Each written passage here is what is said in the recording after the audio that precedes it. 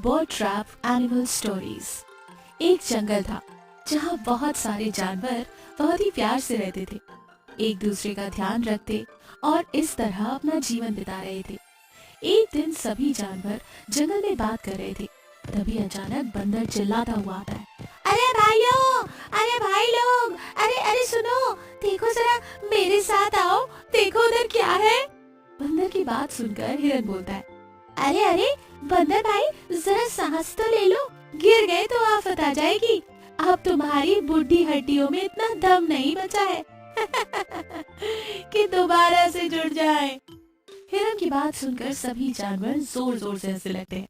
बंदर बोलता है, बुरा होगा तू, मैं तो अभी जवान हूँ, रोज अपने जंगल के ताजे ताजे फल जो खाता हूँ, और तुम लोग हंसना बंद करो, जरा उधर देखो, बहुत बड़ा सा पक्षी।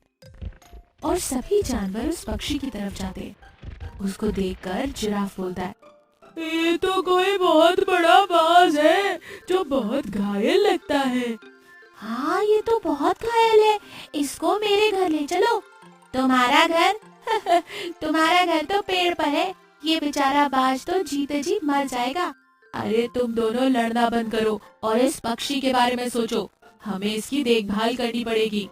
वहीं खड़ा छोटा सा खरगोश घबराते हुए कहता है, अरे भाइयों, पर मुझे इसको देखकर बहुत डर लग रहा है, अगर ये विशाल बाज ठीक होने के बाद हम पर ही नुकसान पहुंचाने लगा तो। अरे डरपोक खरगोश, तुम चिंता मत करो, ऐसा कुछ नहीं होगा। सभी जानवरों ने इस विशाल बाज की देखभाल की और वो कुछ दिनों में ठीक हो गया। अब वो बाज सभी जानवरों को देखकर सोचने लगता है, अरे वाह, इतने सारे जानवर, इनको खाने में तो बहुत मजा आएगा, पर इन सारे जानवरों में बहुत एकता है, इनको तोड़ना बहुत मुश्किल होगा और इनके भीड़ में रहकर इनके भोलेपन का फायदा उठाना पड़ेगा। तभी वहाँ बंदर और हाथी आ जाते हैं। दोनों उस बाज के लिए अलग अलग प्रकार के फल खाने को लाते हैं।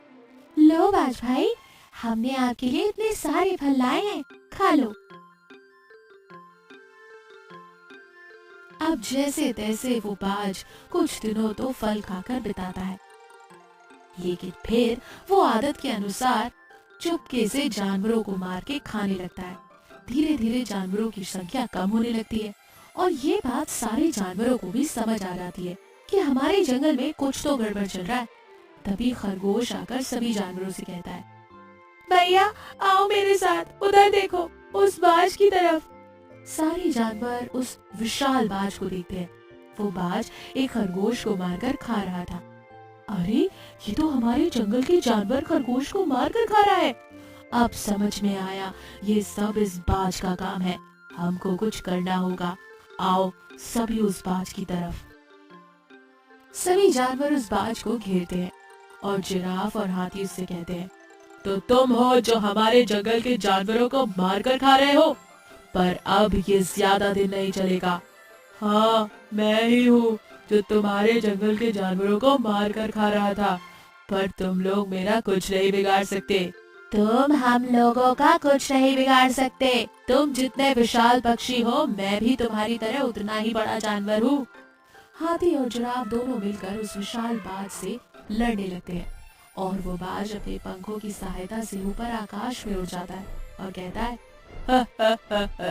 तुम लोग मेरा कुछ नहीं बिगाड़ सकते, मैं तुम्हारे जंगल के एक एक जानवर को खा जाऊंगा, अपने इस विशाल पंख की सहायता से उड़ जाऊंगा, क्या करोगे तुम?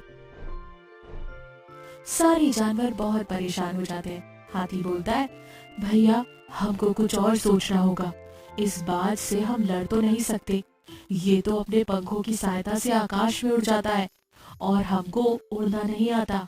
भैया, इस बाज के साथ हमें बल से नहीं, दिमाग से लड़ना होगा और उसे अपने इस विशाल पंख पर जितना घमंड है ना, उसका घमंड हमें उतारना होगा और हमें कुछ ना कुछ तो सोचना होगा। और फिर बंदर ने अपना आइडिया लगाया और बंदर बोला, हम इस विशाल से पेड़ पर दो अलग अलग जाल लगा देंगे और जंगल के सारे जानवर छुप जाएंगे, सिर्फ हिरन ही वहाँ रहेगा और जैसे ही वो बाज उस हिरन को देखकर खाने के लिए नीचे आएगा, हिरन तेजी से भागता हुआ उस पेड़ के पास से दौड़ेगा। हिरन तो वैसे भी तेज दौड़ता है, और जैसे ही वो उस दो पेड़ में लगे जाल के पास से गुजरेगा, उस बाज के दोनों पंख उसमें फंस जाएंगे। सारे जानवरों को ये प्लान अच्छा लगता है। प्लान के मुताबिक बाज उस हिरण को देखता है और उसको खाने के लिए उसकी तरफ लपकता है। हिरण उन दो पेड़ों के पास से गुजर जाता है। बाज भी वहीं से गुजरता है और जैसे ही वो बाज वहाँ से गुजरता है, उसके दोनों पंख अलग अलग जाल में फंस जाते हैं और वो बाज जोर जोर से चिल्लाने लगता है, अरे अरे मुझे बचाओ, मेरे पंख, मेरे दोनों पंख इस जाल में फंस गए हैं। मैं बाबा, अब मैं आकाश में कैसे उड़ूंगा, मुझे बचाओ। तुम्हारी यही सजा है, तुमको अपने इस पंख पर बहुत घमंड था ना, लो अब ये पंख ही नहीं रहेंगे, तो तुम आकाश में कैसे उड़ पाओगे। इस विशाल जाल से तुम्हारा विशाल पंख अब नहीं छूट पाएगा, अब तुम इसी जाल में फंसे रहो। और इस तरह 2-3 दिन गुजर जाते हैं और बाज के पंख जाल से निकल ही नहीं पाते और उसे खाना नहीं मिलने के कारण वो एकदम से बीमार पड़ जाता है और फिर सारे जानवरों से माफी मांगते हुए बोलता है, भैया मुझे छोड़ दो, मेरे पंखों को इस जाल से आजाद कर दो, मैं कभी कभी भी आपके इस जंगल में दिखाई भी नहीं दूंगा और कोई भी जानवर कभी भी किसी को नहीं खाऊंगा, मुझे जाने दो प्लीज। और सारे जानवरों को बाज पर दया आ जाता है और वो उस पक्षी को जाल से छुड़ा देते हैं और वो पक्षी उस जंगल से बहुत दूर चला जाता है। तो दोस्तों, हमको भी कभी जिसने हमारी मदद की उनका एहसान नहीं भूलना चाहिए और अपनी शक्ति पर कभी घमंड नहीं करना चाहिए, नहीं तो एक दिन सारा घमंड टूट जाएगा। दोस्तों, ये कहानी आपको कैसी लगी? अच्छी लगी ना? हमारे चैनल को सब्सक्राइब जरूर कीजिए ऐसी और मजेदार कहानियों के लिए। लाइक करो, कमेंट करो और शेयर करो। धन्यवाद। गोल्डन बाज। कुछ समय पहले एक जंगल में एक बाज सुनहरे रंगों में बदल जाता है। ये सब कुछ कैसे हुआ, आइए इसकी कहानी देखते हैं। कुछ समय पहले एक जंगल में एक बाज रहता था। वो जंगल के छोटे छोटे जानवरों का शिकार करके आराम से अपना जीवन बिता रहा था। एक दिन कितना भी ढूंढने पर उसे आहार नहीं मिलता। अब वो थक चुका था। थक हार कर वो एक जगह पर बैठ जाता है और सोचता है, हाय रे, बहुत भूख लगी है, कितना भी ढूंढने पर खाना नहीं मिला, कम से कम कोई चूहा या खरगोश या हिरण का बच्चा ही मिल जाता तो अच्छा होता। अब क्या करूं? अगर खाना नहीं खाया तो भूख से ही मर जाऊंगा। शरीर में बची कुची शक्ति भी अब खत्म होने वाली है। ये कहकर वो उड़ते रहता है। इतने में एक जगह पर उसे एक चूहा दिखाई देता है। वाह, अभी मेरी भूख मिट जाएगी, इस चूहे को उठाकर खा लूंगा, आज के लिए यही काफी है। इतना सोचकर वो चूहे को उठाकर खा लेता है।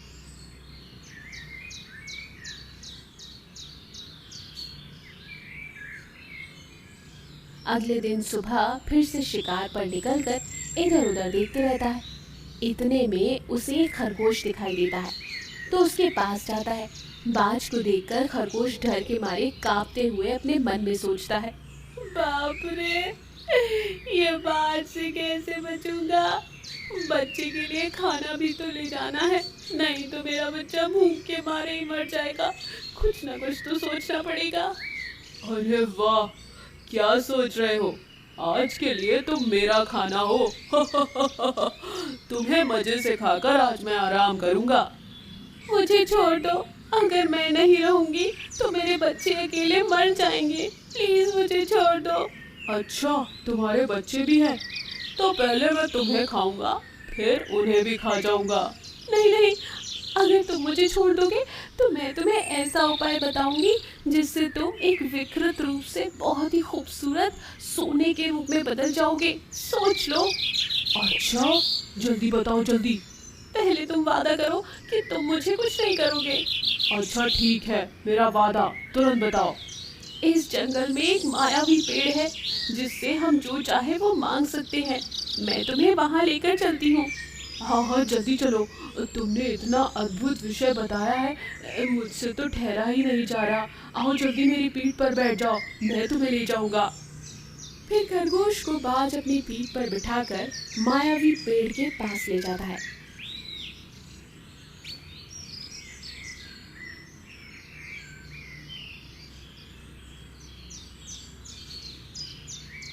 हे मायावी पेड़, मुझे एक खूबसूरत सुनहरे रूप में बदल दो। हा हा हा हा, तुम्हारे जैसे के लिए कुछ भी वर नहीं मिलेगा। तुरंत यहाँ से चले जाओ, नहीं तो मैं तुम्हें चूहे में बदल दूंगा। नहीं नहीं, तुम जैसा कहोगे मैं वैसा ही करूँगा, पर मुझे एक सुनहरा रूप प्रदान करो। आज से तुम इस जंगल में शिकार नहीं करोगे, किसी भी जानवर को नहीं मारोगे, शाकाहारी बन के सबके साथ मिलजुल कर रहोगे। अगर तुम्हें मंजूर है तो सुनहरा रूप मैं तुम्हें दूंगा। अच्छा ठीक है, आप जैसा कहोगे मैं वैसा ही करूँगा। मैं शिकार नहीं करूँगा और केवल जंगल में सबके साथ मिलजुल कर रहूँगा। बहुत अच्छे, तुम्हें सुनहरा रूप मैं प्रदान कर रहा हूँ। कहते हुए बाज सुनहरे रंग में बदल गया। फिर अपना रूप देखकर वो बहुत खुश हुआ। वाह, मैं तो कितना खूबसूरत लग रहा हूँ। सारे जंगल में मेरे जितना खूबसूरत कोई भी नहीं। कहकर वो खुशी से चिल्लाता हुआ जाता है।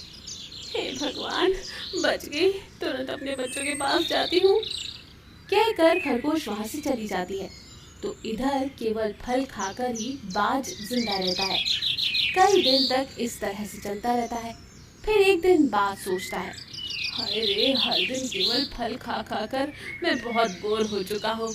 मांसाहार नहीं खाने से मेरी जुबान भी फीकी पड़ गई है, इसलिए आज केवल मांसाहार ही खाऊंगा। अगर खरगोश मिला तो कितना मजा आएगा।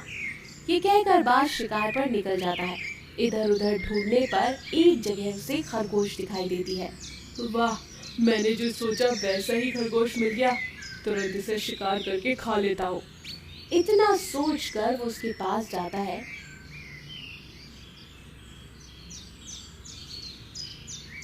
और वो चूहे में बदल जाता है। हाय रे, ये क्या, मैं तो चूहा बन गया। अब क्या करूं? तुमने अपना वादा तोड़ा है दोस्त, इसलिए तुम्हें ये सजा मिली है। तुम कौन हो? कि तुम्हें कैसे पता? मैंने वादा किया था। मैंने कब किया वादा? तुमने जादुई पेड़ से सुनहरा रूप देने के लिए वादा किया था, भूल गए? हाँ दोस्त, तुमने ठीक कहा। मुझसे बहुत बड़ी गलती हो गई। अभी जाकर माफी मांगता हूँ। वो कहकर वो जादुई पेड़ के पास जाता है। मुझे माफ कर दो, फिर कभी ऐसा नहीं करूँगा। मैं ये चूहे के रूप में नहीं जी सकता। कृपया करके मुझे दोबारा बाज में बदल दीजिए। तुम्हारे जैसे को ऐसी ही सजा मिलनी चाहिए। तुरंत यहाँ से चले जाओ। कहते ही चूहे के रूप में रहा बाज वहां से निकलकर दूर चला जाता है। इतने में दूसरा बाज आकर उसे उठाकर खा जाता है। इस कहानी से हमें ये सीख मिलती है कि किसी से किया हुआ वादा हमेशा निभाना चाहिए। अगर आपको ये कहानी पसंद आई तो हमारे चैनल को लाइक और सब्सक्राइब करना ना भूलें और अपने दोस्तों के साथ इसे शेयर करें और कमेंट करें। बड़ी चील और मुर्गी जाल। एक जंगल में एक बड़ा सा बरगद का पेड़ था। उस पेड़ के ऊपर एक चील का घोंसला था, जहाँ पर उसके अंडे थे। उसी पेड़ के नीचे एक मुर्गी भी रहती थी और मुर्गी ने भी अंडे दिए थे। एक बार गलती से चील का अंडा नीचे गिरता है और वो मुर्गी के अंडों के साथ मिल जाता है। मुर्गी अपने अंडों के साथ चील के अंडे को भी अपने साथ ही पालने लगती है। कुछ दिनों बाद ही मुर्गी के अंडों में से चूजे निकल आते हैं। वैसे ही चील के भी अंडों में से चील का बच्चा बाहर आता है। तब मुर्गी उस चूजे को देखकर सोचती है, अरे ये बच्चा कुछ अलग सा दिख रहा है, क्या ये मेरा ही बच्चा है?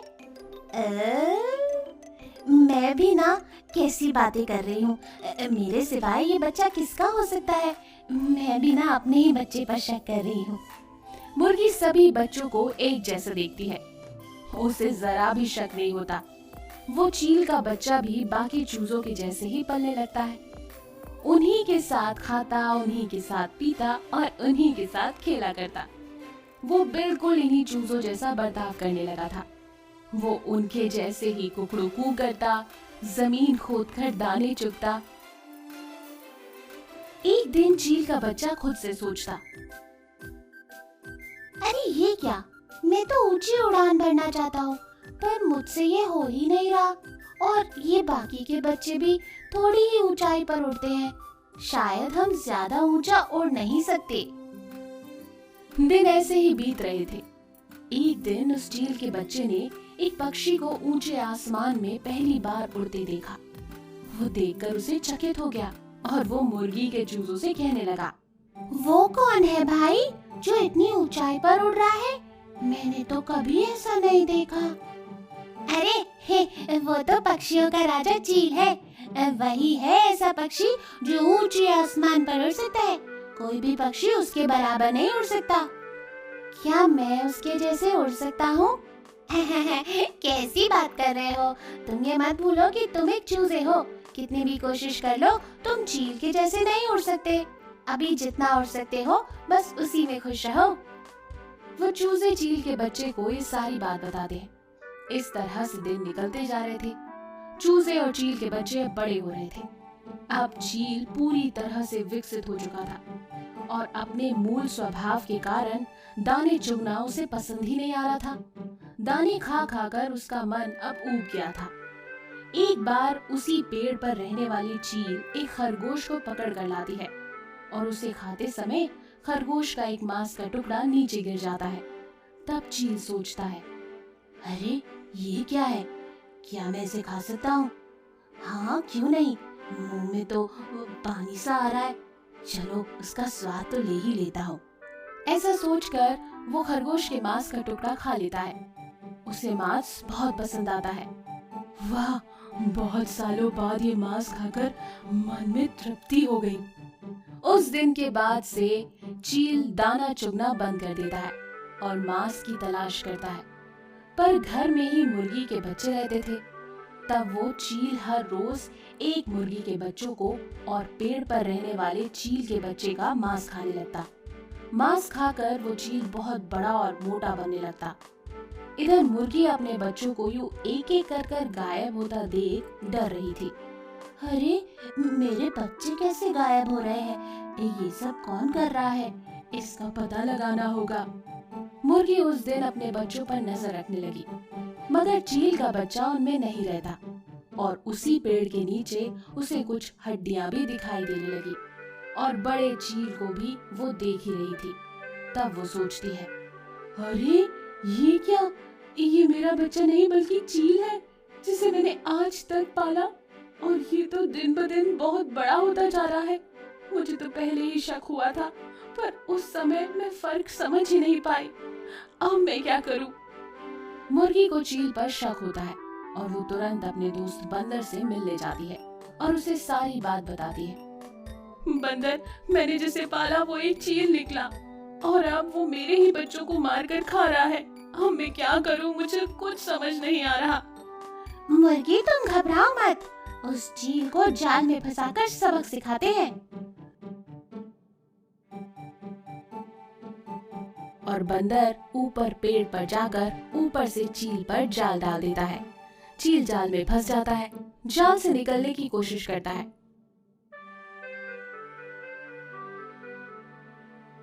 तब मुर्गी कहती है, मैंने तुम्हें अपने बच्चे के समान पाला पर तुमने मेरे ही बच्चों का शिकार करना शुरू कर दिया।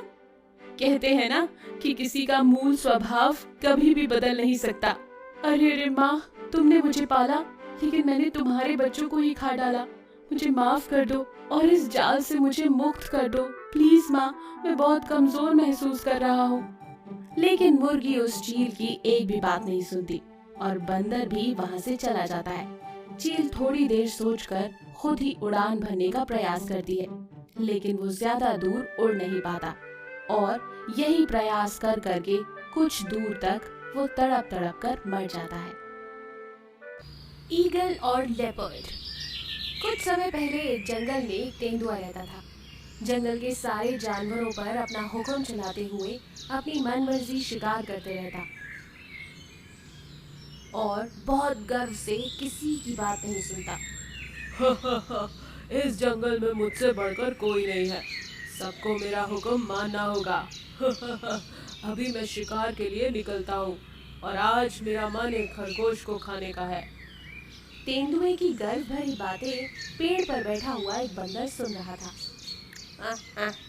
सारे दिन एक जैसे नहीं होते, कब क्या हो जाए कोई नहीं कह सकता। अरे ओ बंदर के बच्चे, तुम्हारी ये हिम्मत क्या मुझे ही सिखा रहे हो? रुको, तुम्हारी खैर लेता हूँ। अरे मैंने तो सच कहा है, कितने भी बलवान क्यों ना हो, किसी न किसी दिन बलि तो होना ही पड़ता है। ये कहकर बंदर सीधे बाज के पास जाता है। श्री महाराज, मेरी एक छोटी सी विनती है कि आप इस जंगल के तेंदुए, जो सबसे बलवान और महान समझकर गर्व दिखा रहा है, अपनी मनमर्जी से सारे जीव जंतुओं का शिकार कर उन्हें खा रहा है, किसी की बात नहीं मानता, किसी भी तरह आपको उसके गर्व को खत्म करना होगा और उसे सबक सिखाना होगा। अच्छा, तुम चिंता ना करो, मैं सब कुछ देख लूंगा। अब तुम जा सकते हो। फिर बंदर वहां से चले जाता है।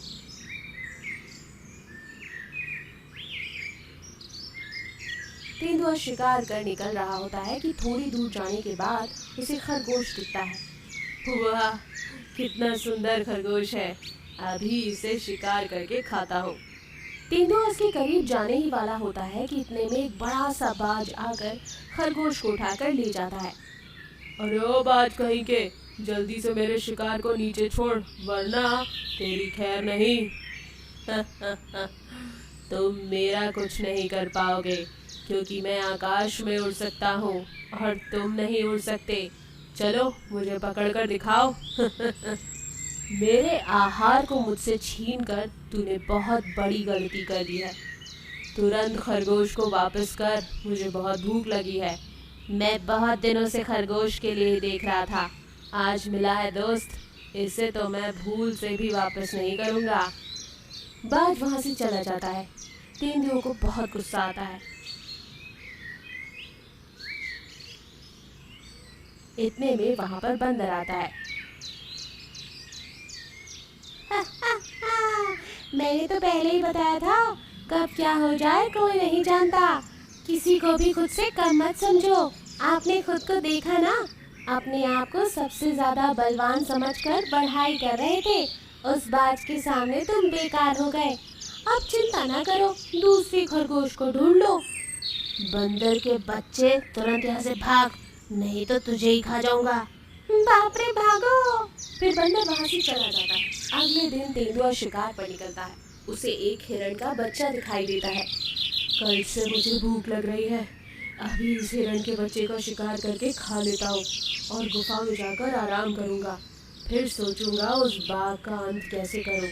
तेंदुआ हिरण के बच्चे के पास जाता है। अचानक से बाज आकर उसे उठाकर ले जाता है। अरे ओ बाज, तूने फिर गलती कर दी। तुम्हारी इतनी हिम्मत कि मेरे आहार पर नजर डाल रहा है, तुरंत उसे छोड़ दे। इस दुनिया में क्या तेरा क्या मेरा, जिस किसी ने पहले हाथ मारा सब उसका। तुम्हारी वजह से मैं 2 दिन से भूखा हूँ, उस हिरण को छोड़ दो। अगर तुम्हें हिरण चाहिए तो मुझसे मुकाबला करो, मेरी तरह उड़ के दिखाओ, वरना चुपचाप यहाँ से चले जाओ। कहकर बाज वहां से चला गया।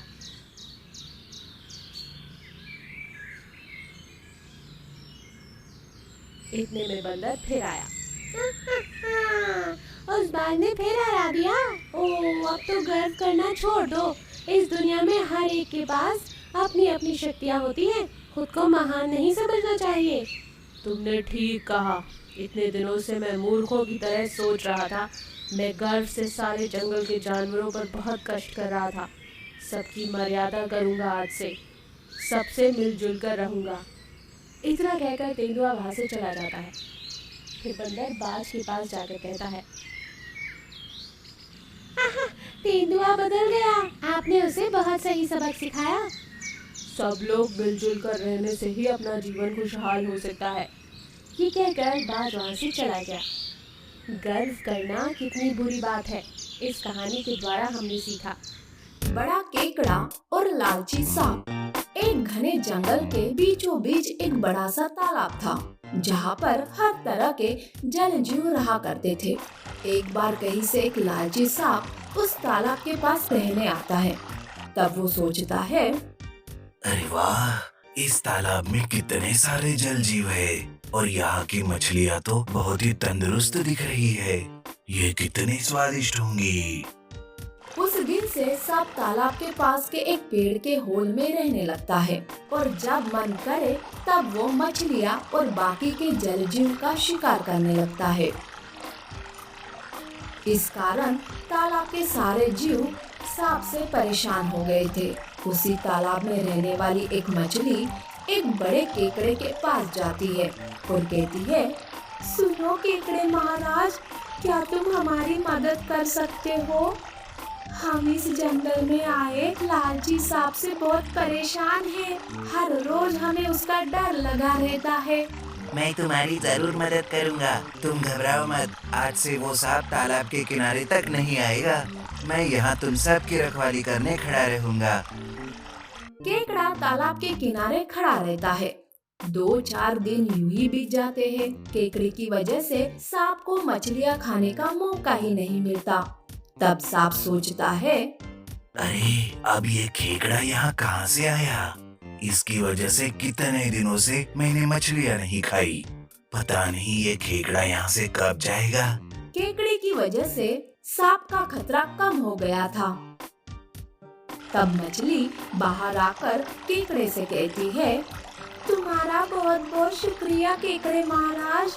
आज तुम्हारी वजह से हम सब खुद को बहुत सुरक्षित महसूस कर रहे हैं। ये तो मेरा फर्ज है मछली रानी, पर हाँ, मुझे एक दिन का काम आया है, तो मैं आज ही वो काम करके रात तक वापस आ जाऊंगा। तब तक तुम सब अपना ख्याल रखना। केकड़ा काम के लिए वहाँ से दूर चला जाता है। तालाब के पास केकड़े को न पाकर सांप खुशी से सोचता है, अरे वाह, ये खेकड़ा आखिरकार चला ही गया, पर वापस तो आएगा ही ना। मुझे कुछ आइडिया करनी होगी और सारे जल जीव और मछलियों को कहीं दूसरी ओर ले जाना होगा, जहाँ पर बड़े खेकड़े का कोई भी डर ना हो। सांप ऐसा सोचकर एक प्लान करता है। सांप नीला रंग तालाब के एक बाजू में डाल देता है, जिस वजह से वहाँ का पानी नीला हो जाता है। तभी वहाँ पर एक हिरन आती है, जो कि पानी पीकर मर जाती है और वो नीली भी पड़ जाती है। तब वहाँ सांप आता है और जोर जोर से चिल्लाते हुए कहता है, अरे मछलियाँ देखो, पानी कैसे जहरीला बन गया है। देखो, जहरीले पानी से हिरन का क्या हाल हो गया है। मछलियाँ सांप की चिल्लाने की आवाज सुनकर वहाँ आती है। वो मछलियाँ नीले जहरीले पानी को देखकर डर जाती है। तब सांप कहता है, सुनो, मुझे एक अच्छे और साफ सुथरे तालाब के बारे में पता चला है। तुम सब अभी के अभी यहाँ से बाहर निकलो, मैं तुम सबको उस तालाब तक ले चलता हूँ। पर हम तुम पर भरोसा कैसे कर सकते हैं? ये तुम्हारी कोई चाल भी तो हो सकती है ना? मैं तो तुम्हें बचाने की कोशिश कर रहा हूँ। मेरा विश्वास नहीं है तो ठीक है, इस जहरीले पानी में मरना है तो मुझे कोई हर्ज नहीं।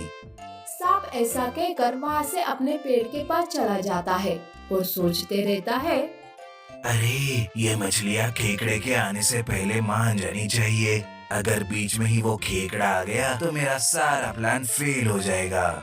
उधर मछलियाँ सोच में पड़ जाती है। उन्हें कुछ समझ नहीं आता, पर अपने जान बचाने के लिए वो सांप की बात मान लेते हैं। तालाब की सारी मछलियाँ सांप के साथ जाने लगती है, पर तब केकड़ा तालाब के पास आता है। वहाँ मछलियों को न पाकर उसे चिंता होने लगती है कि तभी वो हिरन वहाँ आती है और केकड़े से कहती है, केकड़े महाराज, ये सब सांप का प्लान है। उसने मुझे बेहोश कर दिया था। उसने ही तालाब में नीला रंग डाला था, जिस वजह से मैं बेहोश हो गई थी और अब वो मछलियों को फंसाकर दूसरे तालाब ले जा रहा है। हिरन की बात सुनकर केकड़ा सांप के पीछे जाता है। वो सांप को रोकते हुए उसके ऊपर हमला करता है, उसे अपने बड़े बड़े डंक से मारने लगता है और कहता है, तो मछलियों, ये सब इसका तुम लोगों को खाने का प्लान था। कोई जहर पानी में नहीं मिला हुआ है। इसने तो नीला रंग डाल दिया था पानी में तुम्हें डराने के लिए। केकड़ा लालची सांप को मारकर दूर जंगल में फेंक देता है। केकड़ा मछलियों को सारी बात बताता है। इस तरह से बड़े केकड़े ने लालची सांप का अंत करके मछलियों की जान बचाई। इसीलिए कहते हैं कि बुराई का अंत हमेशा बुरा ही होता है।